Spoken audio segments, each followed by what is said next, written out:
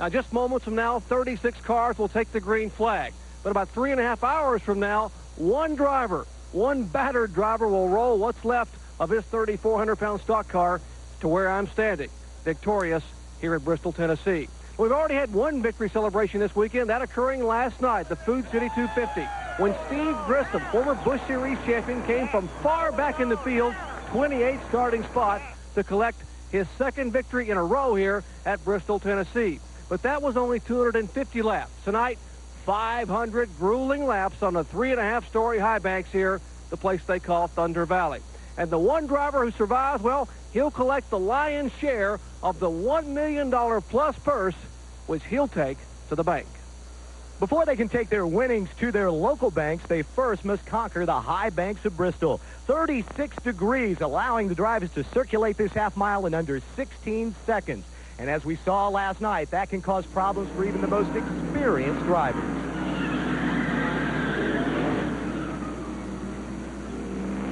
And even though Chad Little rallied to finish fourth last night, he says he can't imagine how these Winston Cup drivers complete 500 laps here at Bristol.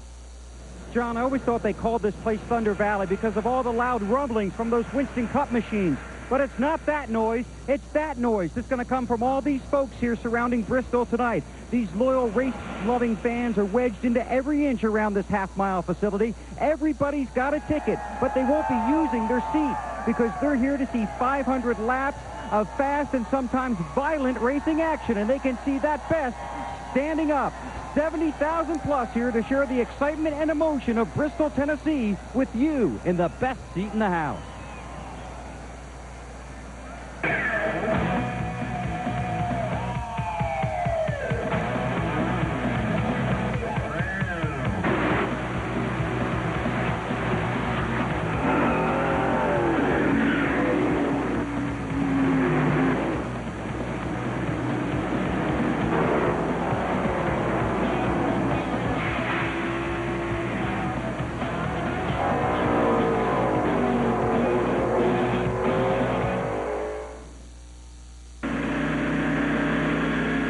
We'll show you the grid and how they're going to line up for this event. As you see, the 70-plus thousand spectators that have gathered here tonight for this annual ritual of speed and excitement on the high bank half-mile racetrack at Bristol. 36 degrees of banking, and last night's race was typical. We saw a lot of great competition. We saw Steve Grissom come from the rear of the field really to win this race. But in the NASCAR Winston Cup history, it's been best to start up front to win this race. And we go, for the third time in 4 races, the Winston, the Unocal bonus money has been won? Has been won. 3 of the last 4 races has been won from the pole position.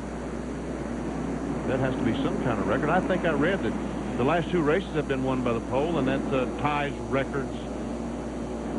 That has tied records that I think 2 is a record. You can see that the rain has picked up again just when we thought we were going to get going. I don't think we're going to hold to this lap count that we started.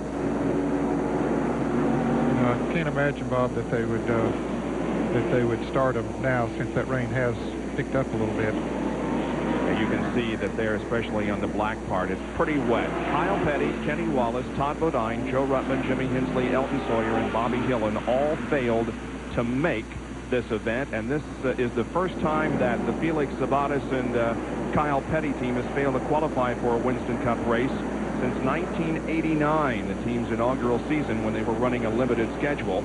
The last time Petty missed a Winston Cup race was in 1991 when he broke his leg in a crash at Talladega. To help endorse his store in Owensboro, Kentucky, needs a flashing hat. Now the crew doing the wave along the wall in response to these fans, most of whom you have seen have not left their feet. Now I'm going to lift up this car tarpaulin right here, and I was going to talk to John Andretti. So if I lift this up, I would talk to John, but he must have gone out the other side. So he's not here right now, and All I can talk about right now is flashing caps and the wave from the fans and the crews. And Bob, we'll let you know when it starts lightening up down here, okay? It isn't yet, huh? A little bit. Actually, it is. In the last 5 minutes, it has kind of let up a little bit. So we're optimistic down here. But we'll let you come down and help us dry the track if you're interested. I think the thing we can safely say, as Ned pointed out, was that when it does stop raining, it's going to take very little time to get this track dry. Jerry? And we have been clocking it. I'm here with Richard Childress. And Richard, what's the new track record for the Wave? So far, it's a 45-10. That was a 48-30. They're getting a little weaker, I think. Legs are getting sort of worn out up there, but a 45-10 was the track record the first time by for the Wave. So far, that's been the best lap yet. Obviously, we'll keep clocking them and let you know if it picks up speed here in the grandstand. But, hey, the drivers and crews are really enjoying this. The fans are just absolutely on top of what's happening at Bristol, Tennessee, Bob. It's certainly the most entertaining thing going on right now as it continues to come down. Not very hard, but a little bit. We're at Bristol International Raceway in Tennessee, waiting for it to stop raining so that we can get this Goody's 500 underway.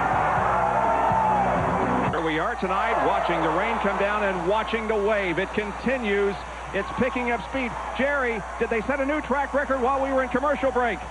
Bob, the clocking gets quicker and quicker. They're picking up speed on the straightaways down here with the Wave. Now, it was a 45-10. What's the new record, Richard? 42-70. They're running better on the straightaways. Both the straightaways are a lot better. They're having some a little tight going into 3. Yep, that 3 and 4 is the one that's off right now. That's always been a tough turn for the drivers, but the fans picking up speed, 42-70. New track record for the Wave here, 70,000 strong, Bob. Boy, I'm excited. I can tell. I can tell.